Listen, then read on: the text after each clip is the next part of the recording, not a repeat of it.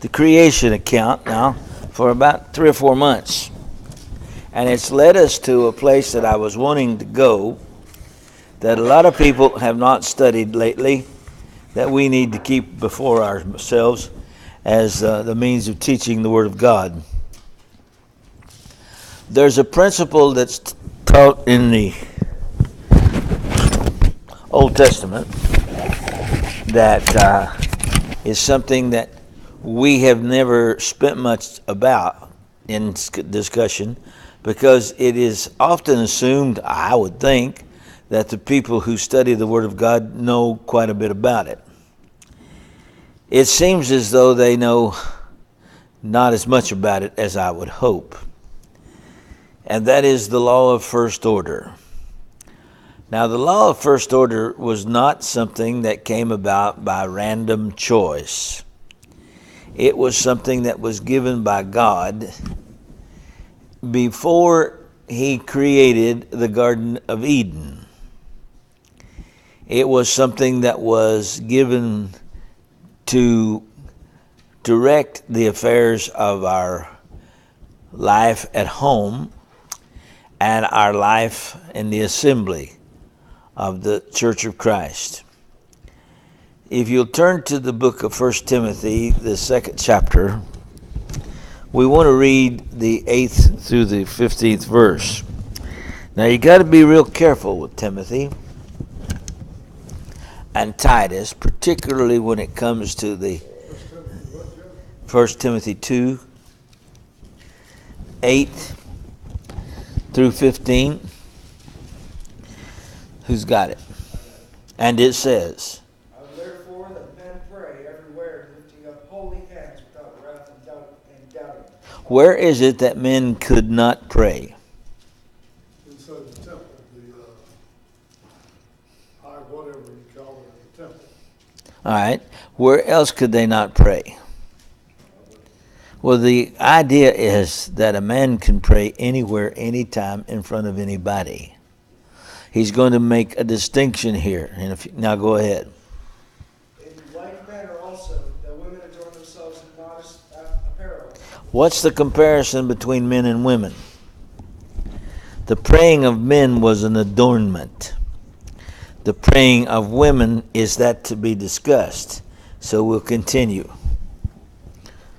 In like manner also, that women adorn themselves in modest apparel, with shamefacedness and sobriety, not with braided hair or gold or pearls or costly array, but which becometh women professing godliness with good works. Let the women learn in silence with all subjection.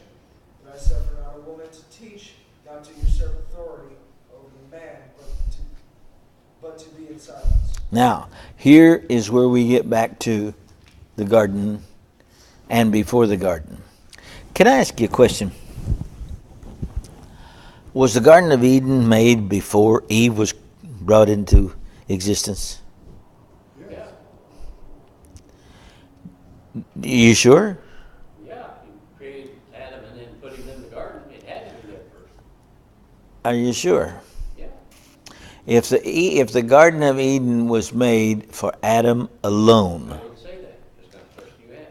You said, did it exist before Eve was taken from Adam's side? And I said yes, because Adam was created and then placed in the garden. People think he was created in the garden. That's not true. and some people think that Eve was created where? I have no idea. When we go back to read and study, we might find some very interesting things. So I guess that's the place we start tonight. Turn to the book of Genesis, the 2nd chapter. And let's just read. Nobody's trying to be argumentative, of course. We just want to make sure we got this thing right. Who's got it? Genesis 2. I do. All right. Where you want to start? Verse 18. It says, and the Lord God said, it is not good that the man should be alone. Where was this man? Wait a minute, go back to 15, because there it says, and God took the man and put him in the garden, and then 18,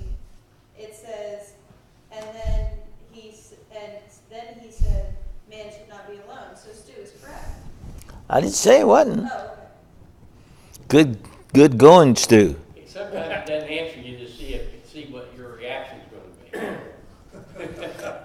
So when God put Adam in the garden, he was by himself. Oh, I see your point. You're saying that Eve was taken from Adam while he was in the garden. Okay. After he was in the garden. That I would argue, sure. If he was taken, if she was taken, all right, when did Eve come along? Verse 21. Verse 21 it says, "The Lord God caused a deep sleep to fall upon Adam." Why? So, Because he had sleep apnea. no, that's Bobby.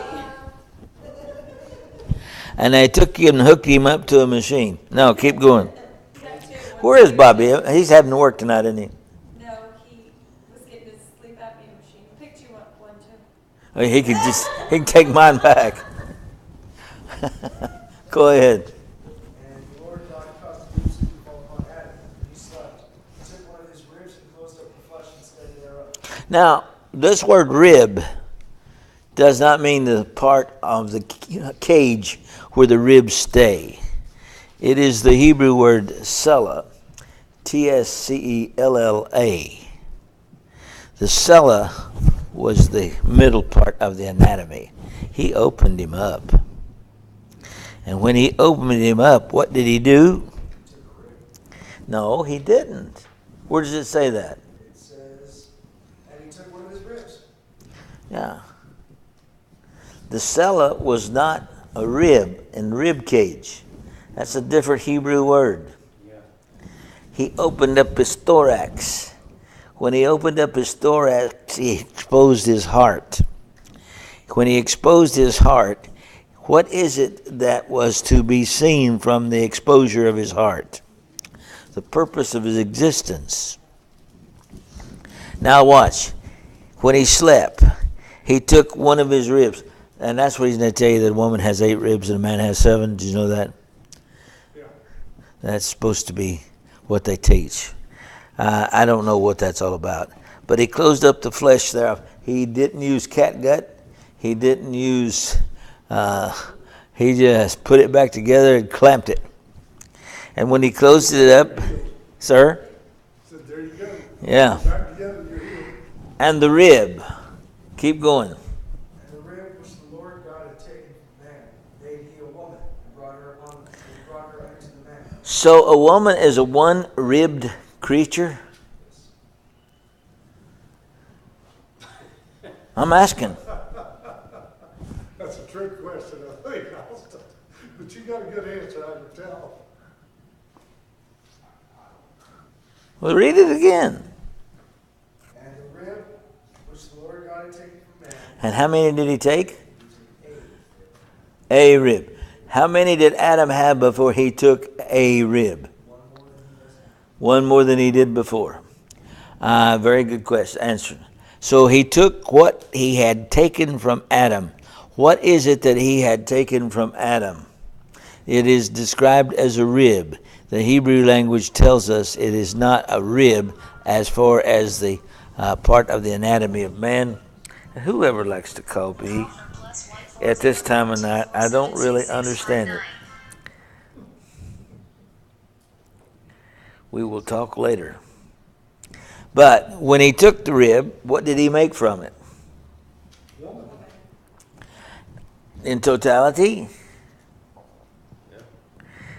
When he took this rib and made woman, was he talking about woman in an embryonic stage?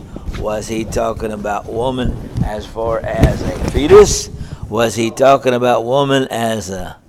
What is it he's talking about? See, the comparison between this and what a child is at the moment of conception is not discussed. No. He took one cell, one rib, one piece of his thorax, and made the entirety of the woman. Isn't that what he tells us about the child that is conceived in the womb?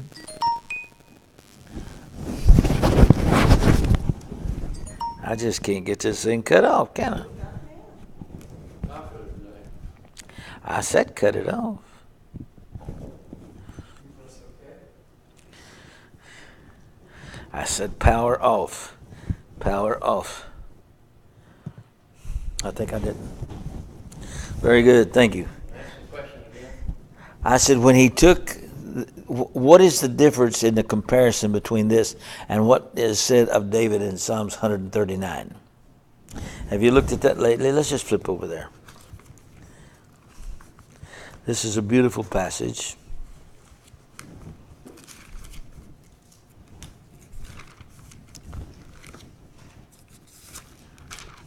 Psalms 139.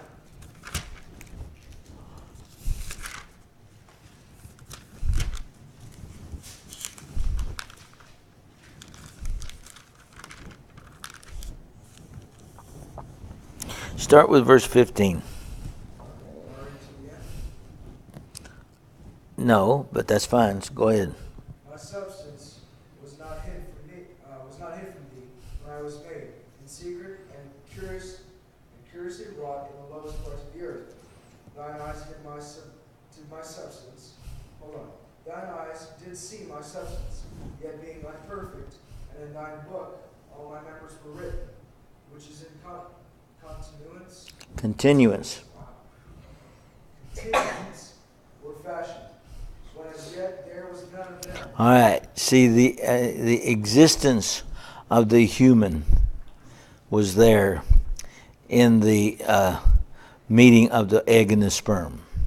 The totality. All right, go back now and look at Genesis 2. And let's read verse 22 again. It says, And the rib which the Lord God had taken from man, made he a woman, and brought her unto the man. All right, now this phrase, had taken, he took it when he had the sleep. And the sleep that was upon him was the sleep of death. Yes or no? Yes. Okay, what is this a pattern of? Resurrection. Christ purchasing the bride. Christ bringing forth the church of Christ in the sleep of death. All of this is prophetical language of that which was to take place in the future. All right, keep reading.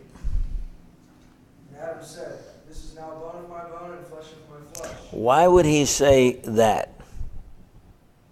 Because if you will look, you will see in verse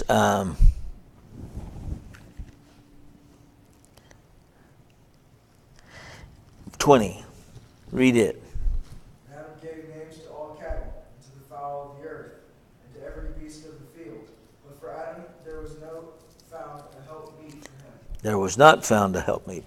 Okay, why was there no helpmeet for Adam? There was nothing like him. God had created all of these animals. He used the same pattern, folks. If you look at the creation of God, all the way up the stair step, he used the same pattern. Yet when he made Adam, there was nothing that he had made that was like Adam. So Adam then could not cohabit. He could not have any compatriot. He would not have someone who would help or sustain him. And so God saw that that was not the best thing for him to do. Now, the question comes a lot of times, does the woman come into existence because God had made a mistake? No. We would vote on it. Did she come into existence because God was showing prophetically that he had need of the woman? No. It was the man who had the need. Why was it that man had the need? It is not stated yet, but now it is. He said, she is bone of my bone and flesh of my flesh. What does that mean? She was made for that. Yes, she was the perfect example of what it would take to complete Adam as a whole. So when Adam existed without Eve, did he look differently? Was he made differently? Did he function differently? And the answer to all of that is yes. Now let me show you. Turn over to the 4th chapter. And you will see that it was something that is made. But the one I want to really meant to get you to was the 5th chapter. Read verses 1 and 2. Chapter, Yes, please. and it says, "This is the book of the generations of Adam. In the day that God created man in the likeness of God made he him." Now, is all of this singular? Adam is singular. Man is singular. Him is singular. Yes or no? Yes. All right, read the next verse. And that God created man in the likeness of God made he him. Male and female created he them. Now, wait a minute. Who was man? And Eve. Keep going. We'll call their name Adam. Uh-huh. So when you talked about Adam a while ago, I was going to say it, but I didn't. So was the Garden of Eden a place where Adam lived without Eve? She was not an emanation that could be seen, but she was a part of the whole. Being a part of the whole, it showed that when she left the whole being, that the parts together would be needed to bring the whole back together.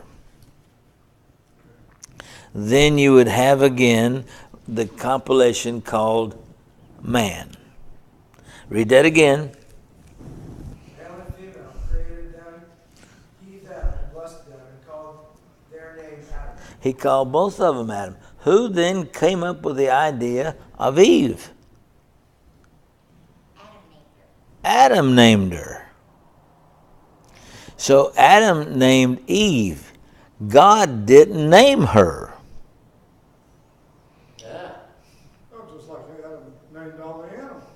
God left it to Adam to name them. Yeah, you know the beautiful part about that is he knew their name the next time he saw them. You would. He knew their name the next time he saw them. Well, now you stop and think of all the animals in the world. And the boy named them all, and the next time he saw them, he named them the same thing. Now that's a dummy, isn't it? Somebody says Adam was dumb.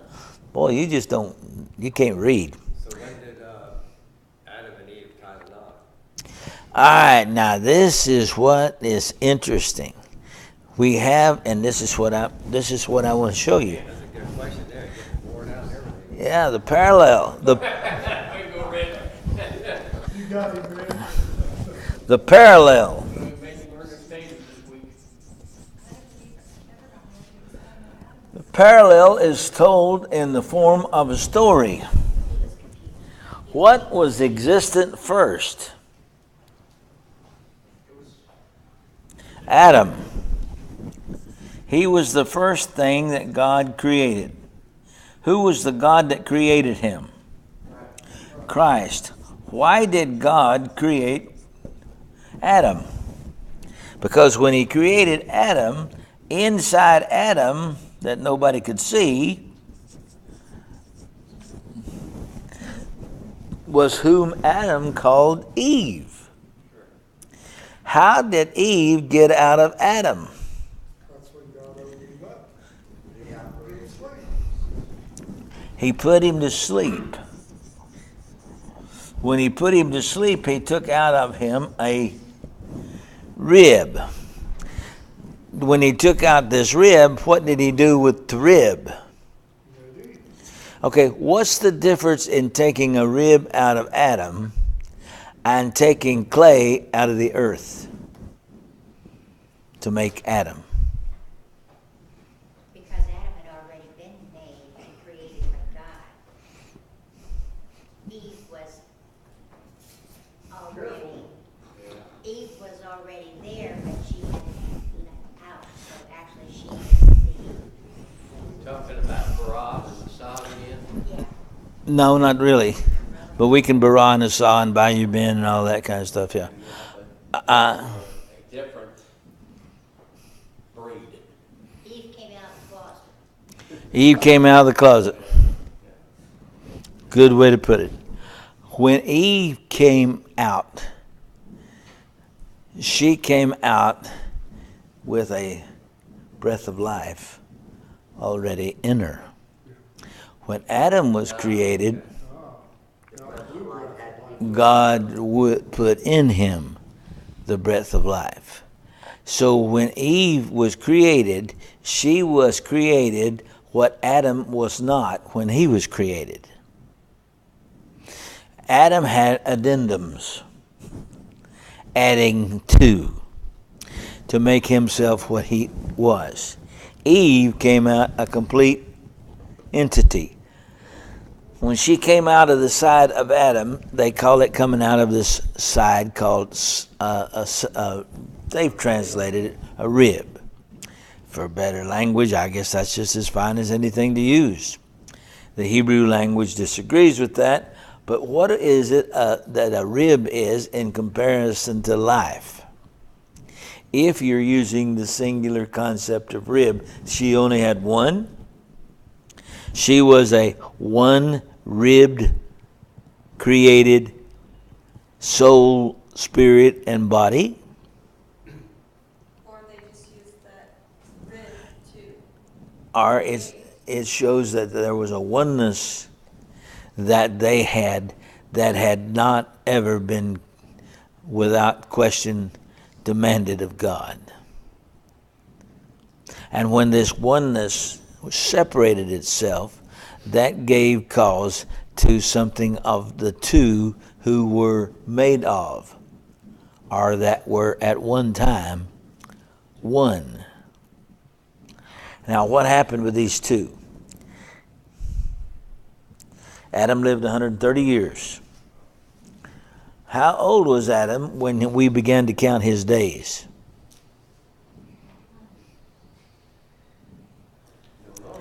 We don't know. And he lived 130 years and began and begat a son in his likeness.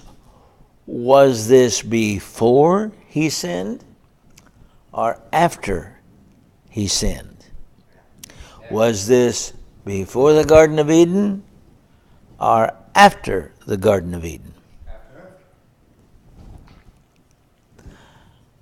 Was this son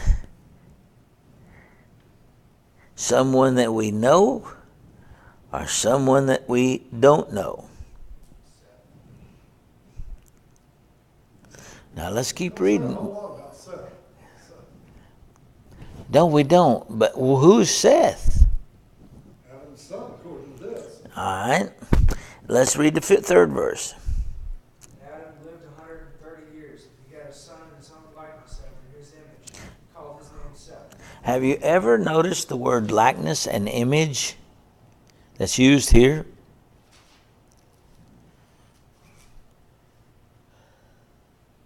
Turn to the book of Hebrews, the first chapter. But isn't that the same thing, you know, in the first chapter, or the second chapter, where God says he made Adam after his own likeness and in his own image?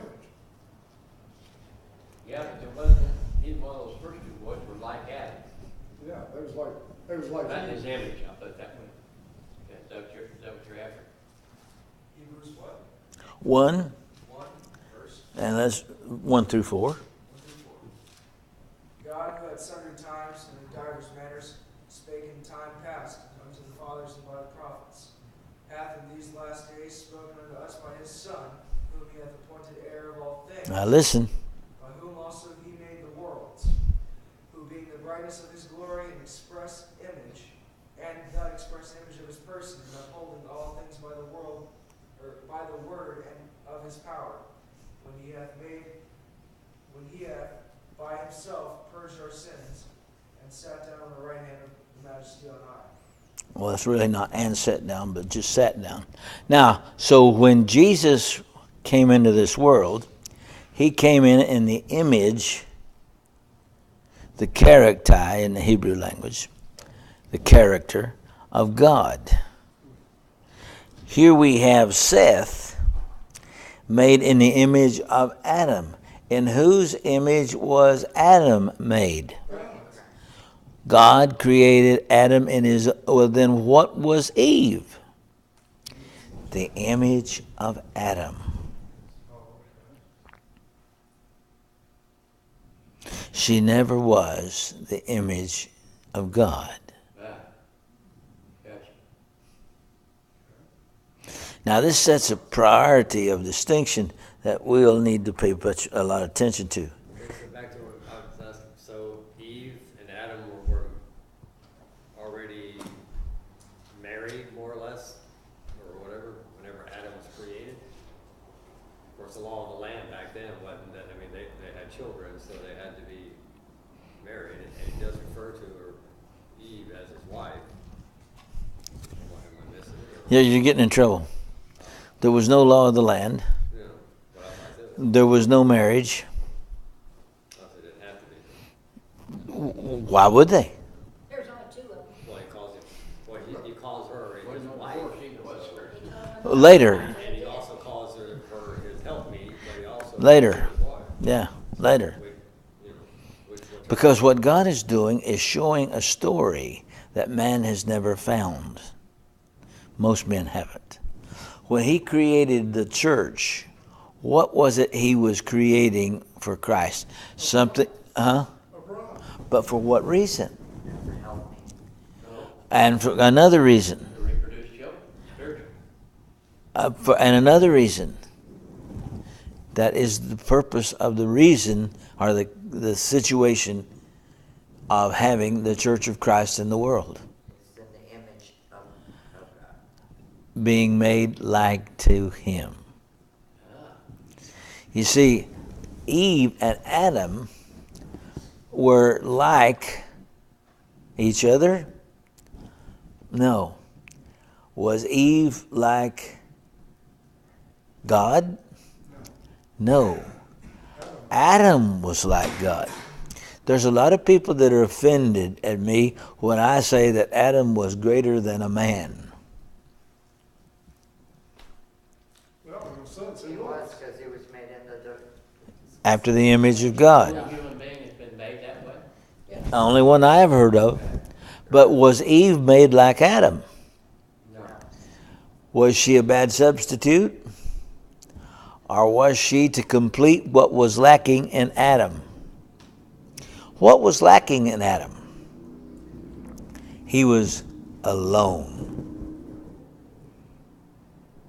Why is it that the Church of Christ may have come into existence? If you have this prophetical tale continuing, what was it that it was said about when it referred to or described Adam? Look back to the 18th verse now, chapter 2.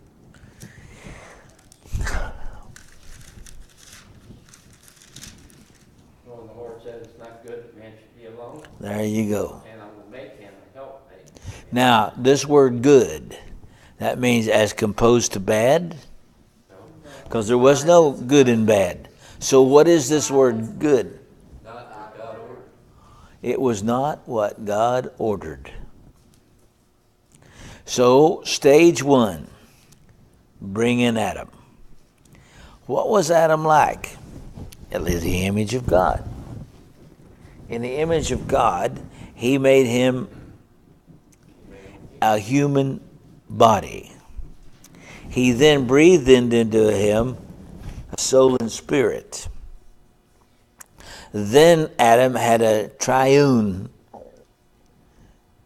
being that lived in his body. Eve came out a triune being from the start.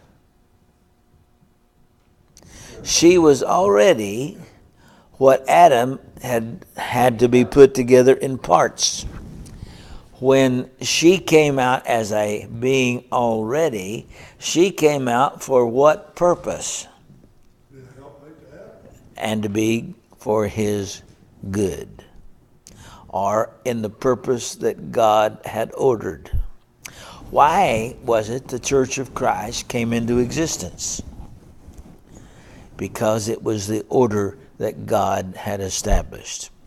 To change that order is to change the law of God. To change the law of God, you're messing in somebody's business you're not big enough to even understand, much less trying to correct. Now let's keep going. When Adam had Eve come out of his side, and the Lord closed up the place from which Eve came, does that mean that Adam had a big hole in his belly? No. God wouldn't do that. What would be the purpose of taking her out of his, and this is where I get into trouble with the word cella, taking him from his thorax, or from the middle part of his anatomy? I'm sorry, ask the question.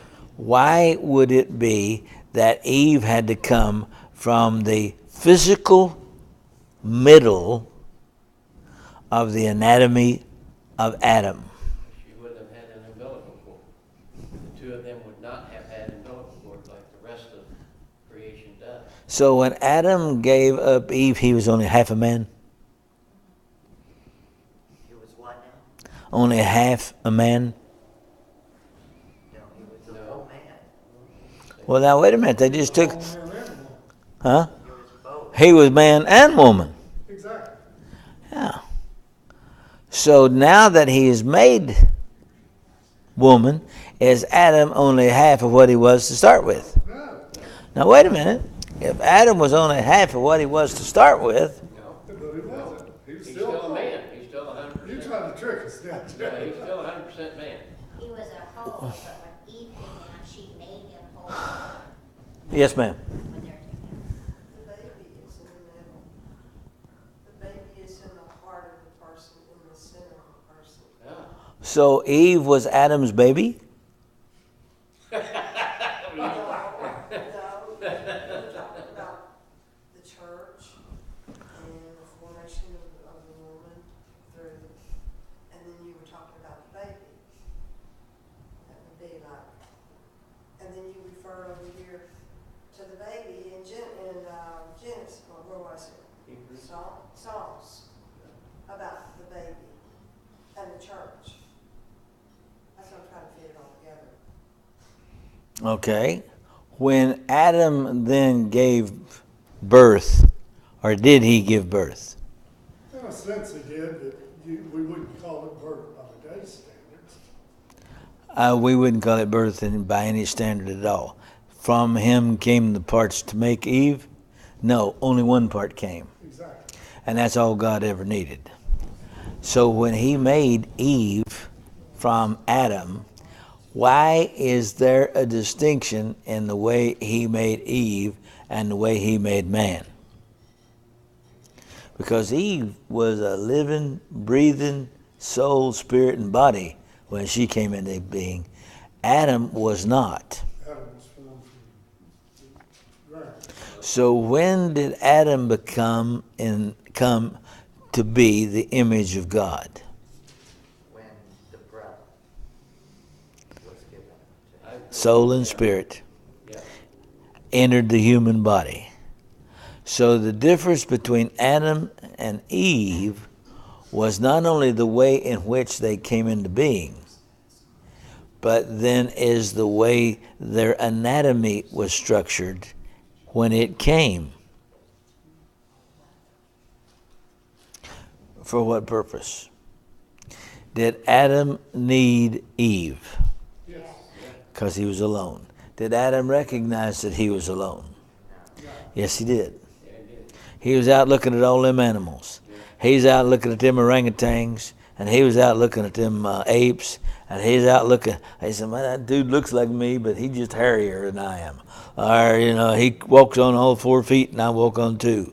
I mean, And why was he looking at him?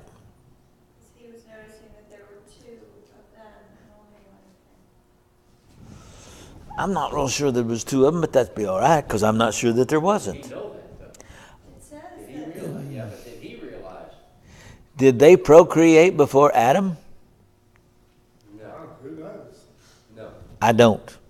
I don't either. There may not have been 2. It may have been that there was one of every species, and that the procreation had not been even concerned with the existence, and that there was nothing that existed that there were male and female of. Could be. But And that all. nowhere in here does it say, God took a part of all the living animals to make a mate for them. So, did he make 2 of them at the same time? Or did he, by changing the law, Well, with it says, here's one. Genesis 1:21, and God created great whales. That's plural, not singular. So yes, I do think that there was more than one of the other creatures. He's saying. no, wait a minute. Well, there's different kinds of whales. One He's male, saying they're all males. male or female. That's the point he's trying to make. There were all kind of whales. Keep going. But you see, you get into the argument I about the would chicken say and the there egg. was, because in Genesis 2:20, Adam gave names to all the cattle and the fowl of the air and of every beast of the field. But for Adam, there was not found a helpmeet for him. So there must have been a helpmeet for the, You could possibly assume that, couldn't you? Yeah, yeah, it's good. So Adam could go off and feel sorry for himself and pout. No, but then he noticed a hole, and that was what God saw, that he felt that he needed something else. But Adam was already whole. He just didn't know it. yeah. And so for God to teach him a lesson, he made him half and half, so he could find out that what he really was at the first was better than he ever could have been afterward the second. Yep. Pretty much. I don't know the answers to that. I mean, there could have been a male and a female of each species, and maybe they didn't know how to procreate or how to. There's some things you don't have to teach. There's some things you don't have to teach. You think he had to teach Adam and Eve how to procreate?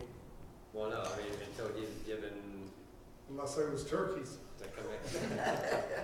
But now there are some animals that produce life from just a male species. Yeah. Yeah. And some, Yeah, that's kind of far-fetched. Yeah, that does happen.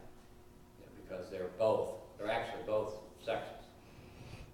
well, when the amoeba hung out in that prehistoric ooze Slime. and laid in that slime for 34 billion years, woke up one day and reached over and slapped something and says, "Who's that?" She said, "It's me, stupid." He knew what had happened.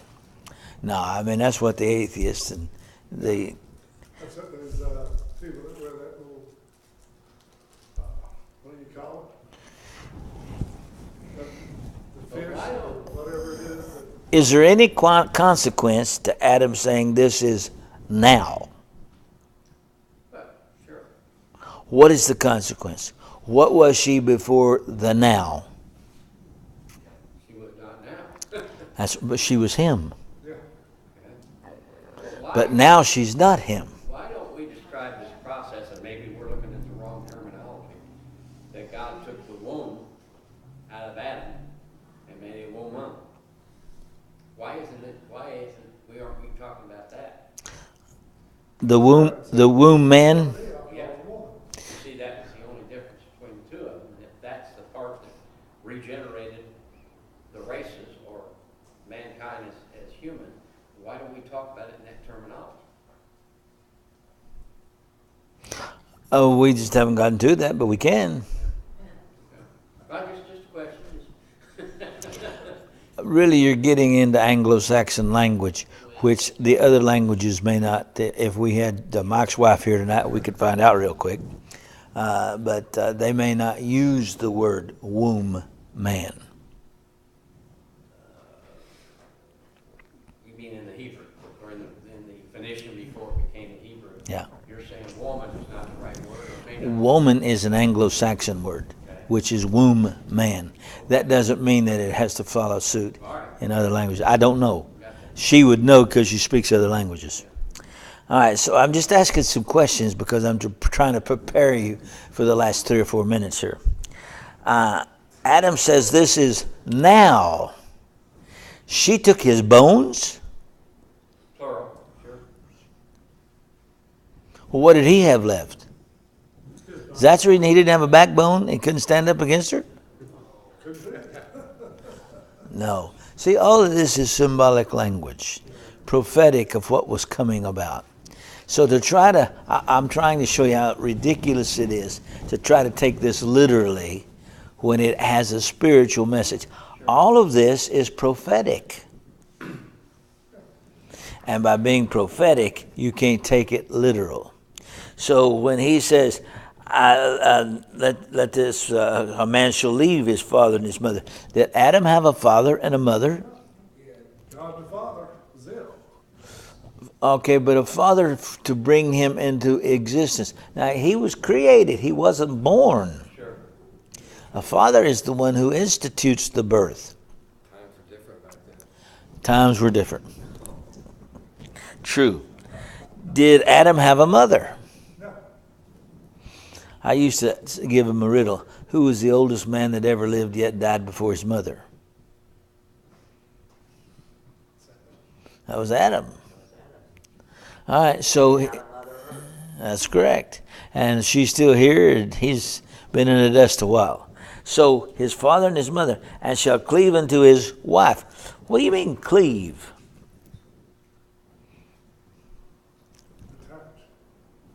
The word cleave, a lot of times people try to let on like that a man and a woman getting married can't live around his or her parents. Is that what this is talking about? Because Adam and Eve couldn't live around their parents either. So what does it mean, cleave? Well, we want to look these words up and discuss them a bit since we're going into this extent. But what Paul is talking about in 1 Timothy 2 is the order of creation. Why did God create man first instead of woman?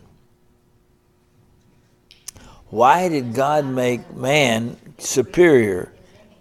Ma'am? Unless God was a woman, he created him in his image. Oh, they're trying to tell us that now. Yeah. And if God was a woman, is it that the fact that God gave birth to? Get us to say the natural order of things. That's the way it was intended. That's the witness, or that's the proof of Sure. the order of God. Exactly. Or the way things are supposed to be. That's the law of first order. Gotcha. That's why That's the whole purpose of the whole thing. Mm-hmm. Was to begin and start and illustrate that's the way God wanted it. That's what he intended. Okay. And for anybody to change it is to try to change the plan of God. Now, they shall be one flesh again? You mean Eve says I got to re-enter Adam's womb? Now, wait a minute. You think I'm being silly.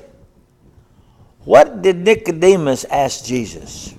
Yeah, you have to enter into my mother's womb again? All right, now it says right here, About that. they shall be one flesh. Yeah. Did it intimate that they were to be, again, one being or one unit? Yeah, being one unit, then they could bring into existence the procreation of life. With God's creation and that came out of man, there came to be a oneness that would be like God. And the oneness that was like God is the Church of Christ. And because of the Church of Christ, man could again be one with God. That's what Genesis 2 is talking about. But it says they were both naked, the man and his wife. And we're not ashamed. What do you mean not ashamed? Well, they didn't have the knowledge yet. Sure. What a problem. That's the way it's supposed to be. That's right. You'd have children running around like that today. They don't know the difference They prefer it that way. most of the time. And today we have society that's trying to undress themselves. And the less they can wear, the happier they are. And that's just, again, against the plan of God. So we'll start here next week, because what I want to do is take these words apart. Now, I want you to, if you get a chance, look up the word cleave. If you get a chance, look up the word woman. Now, in the Hebrew, the word for woman is isha. The word for man is ish. They sound alike. Ish is I-S-H. Isha is I-S-H-H-A-H. They sound alike, but they have no correlation of definition that is the same. I can tell you that there's one way you can tell that a man and a woman are not the same, if nothing else, but the study of hands. Have you ever looked at the hand of a man and looked at the hand of a woman? Do you know that the fingers are different in length on a man's hand versus a woman? The ring finger on a man and the ring finger on a woman are different lengths. When they go to study things, or people that have come out of the grave, they can tell, if they can put those bone fragments together, whether that was a man or whether it's a woman. There's so many ways in studying the anatomy that you can come up with these, but the simplest way is just the study of the hands. So it's an interesting thing, and we'll continue this next week.